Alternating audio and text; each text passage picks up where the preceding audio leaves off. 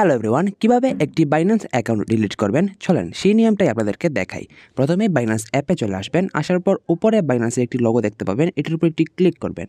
পরবর্তীতে আপনার অ্যাকাউন্টের ইনফরমেশন দেখতে পাবেন এবং তার পাশে একটি অ্যারো আইকন রয়েছে, এই আইকনে একটি ক্লিক করবেন এবং এখান থেকে সিকিউরিটি নামে একটি অপশন পাবেন, এই অপশনে একটি ক্লিক করবেন এবং এই ধরনের ইন্টারফেস চলে আসলে নিচে দেখতে পারবেন ম্যানেজ অ্যাকাউন্ট নামে একটি অপশন রয়েছে, এখানে ক্লিক করবেন। ক্লিক করার পর এখানে দুইটা অপশন আসবে, একটা হচ্ছে ডিসেবল অ্যাকাউন্ট এবং অন্যটি হচ্ছে ডিলিট অ্যাকাউন্ট। আপনি এখান থেকে ডিলিট অ্যাকাউন্ট নামের অপশনে ক্লিক করবেন।